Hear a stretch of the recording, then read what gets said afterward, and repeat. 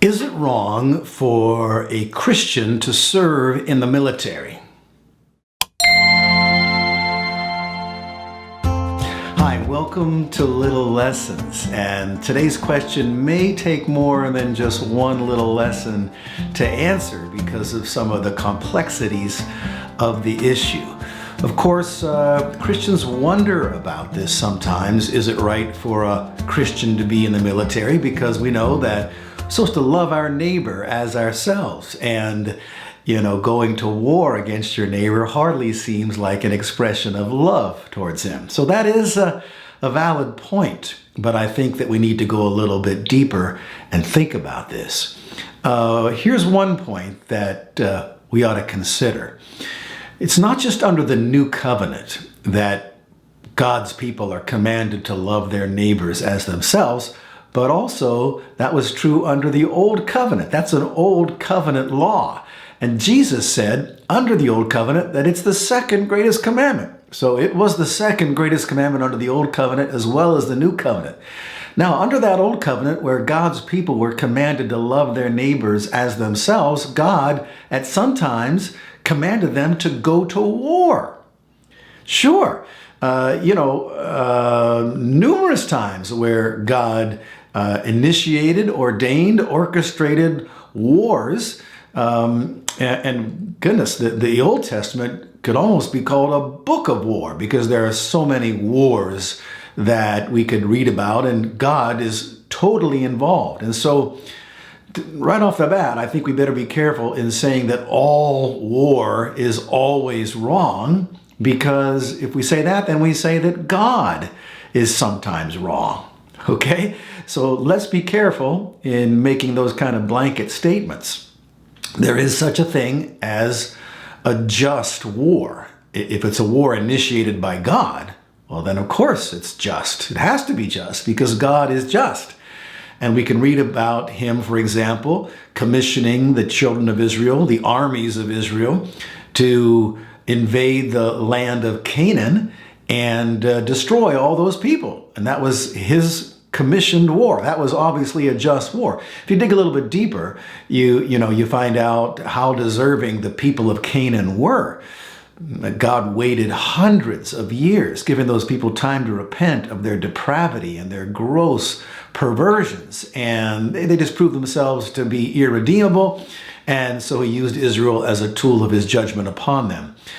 They were doing things like throwing their living babies into fires to prove their devotion to their pagan gods, and having sexual relationships with animals and things you just don't want to even mention. But God himself said to the people of Israel, as you go into the land of Canaan, don't imitate what those people are doing, because that's the reason that I'm destroying them, the very things that they're doing. Okay, so we've kind of introduced the concept of a just war. Maybe we ought to go back a little bit and just discuss the taking of a human life and the ethics and the morality of that whole concept. We know that God is a God who is opposed to murder. One of the 10 Commandments is, thou shalt not murder. But think about this. You keep reading after the 10 Commandments, and God said, the person who takes a life, he shall forfeit his life. So that's the institution of capital punishment, where a murderer has to give up his own life as just payment, as it were, for the life that he took. And that is just. And so you can see that all taking of a human life is not all the same. There's murder, and then there's also capital punishment. Two different things altogether. One is unjust, one is just.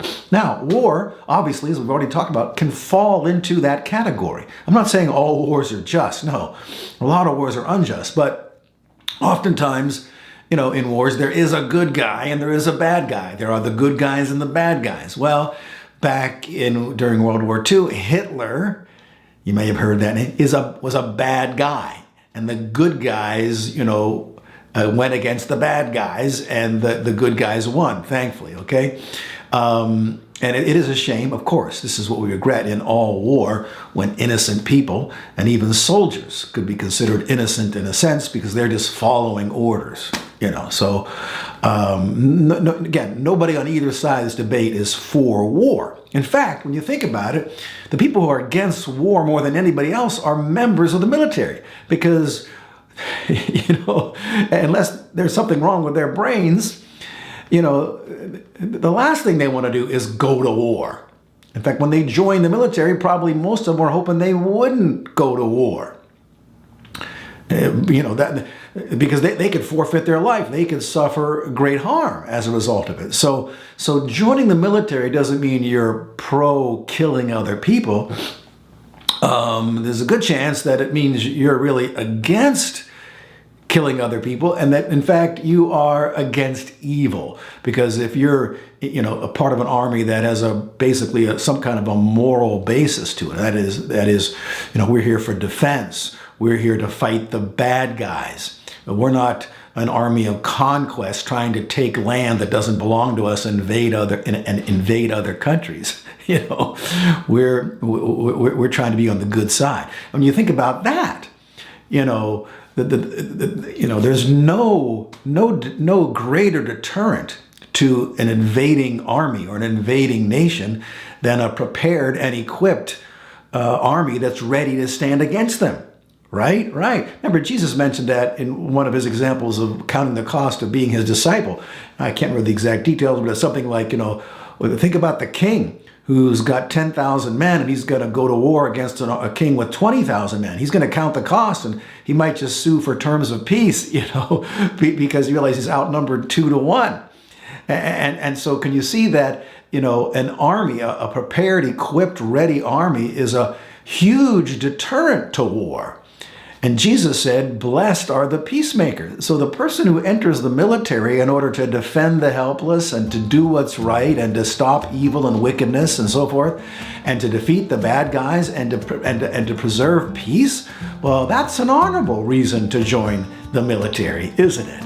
Okay? Now, again, there is that possibility of going to war. And there is that possibility, of some other moral implications coming into play. I think we'll talk about that in our next little lesson, and then we'll stop on this subject. Okay? Thanks for joining me. Thanks for that question. God bless.